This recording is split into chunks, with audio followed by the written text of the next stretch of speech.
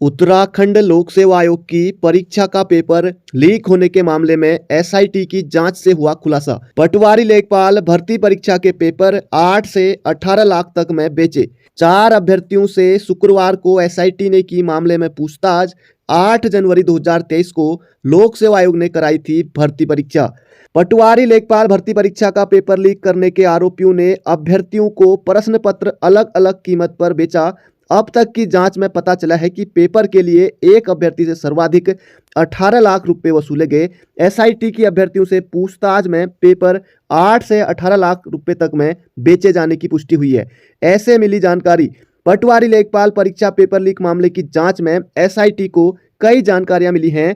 दरअसल यह मामला सामने आने के बाद एसटीएफ ने जांच शुरू की थी। इस दौरान एसटीएफ को एक रजिस्टर मिला जिसमें कुछ अभ्यर्थियों के रोल नंबर लिखे हुए थे, किसी का नाम नहीं लिखा हुआ था। बाद में मामले की जांच एसआईटी को सौंप दी गई तो एसटीएफ ने उक्त रजिस्टर उसे दे दिया। एसटीएफ ने सभी रोल नंबर लोक सेवा आयोग को भेजकर उनकी डिटेल निकलवाई।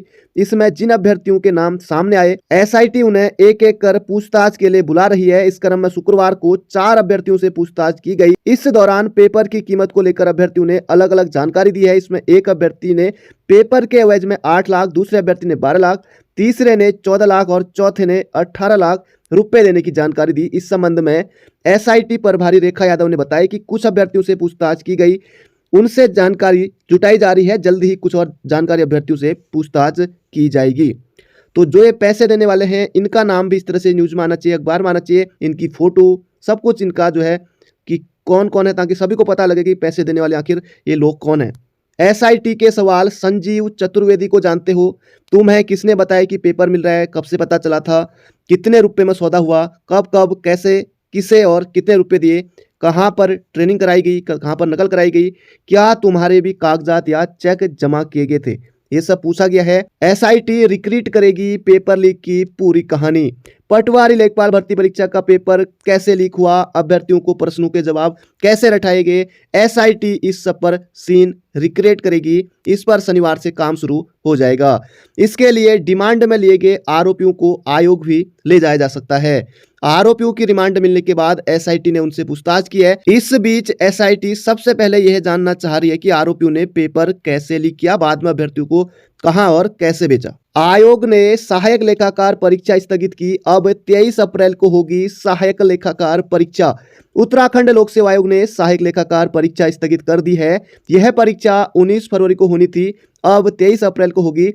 पटवारी भर्ती का पेपर लीक होने के बाद उत्तराखंड राज्य लोक सेवा आयोग ने एहतियात के तौर पर 22 जनवरी को होने वाली फॉरेस्ट गार्ड भर्ती परीक्षा स्थगित कर इसकी तिथि 9 अप्रैल जारी की थी। वहीं पीसीएस मुख्य परीक्षा 23 फरवरी से लेकर 26 फरवरी कर दी थी। शुक्रवार को राज्य लोक सेवा आयोग ने 19 फरवरी को होने वाली सहायक लेखाकार परीक्षा ये 23 अप्रैल को अब होगी। वहीं दोस्तों हम यूके SSSC की बात करें दोस्तों, बीपीडीओ भर्ती दोस्तों जिसे स्नातक स्तरीय भर्ती कहा जाता है।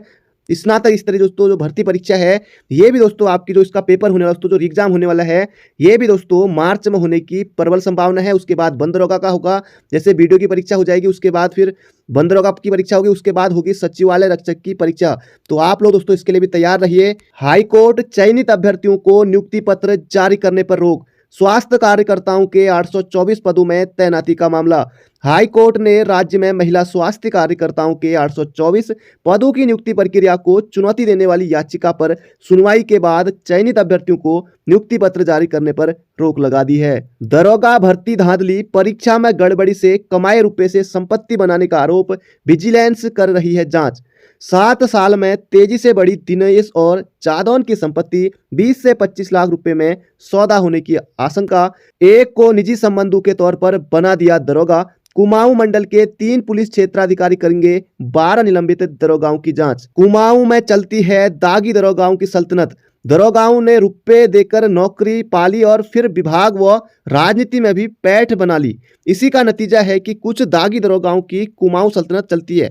20 से ज्यादा दागी दरोगा हर वक्त चार्ज पर रहते हैं और आरोप लगते हैं तो हटाए भी जाते हैं, मगर पैठ इतनी मजबूत है कि चंद दिनों बाद वापसी भी हो जाती है। दरअसल पैसे देकर नौकरी पाने वाले दरोगाओं की कुमाऊं परिक्षेत्र में संख्या अधिक बताई जा रही है।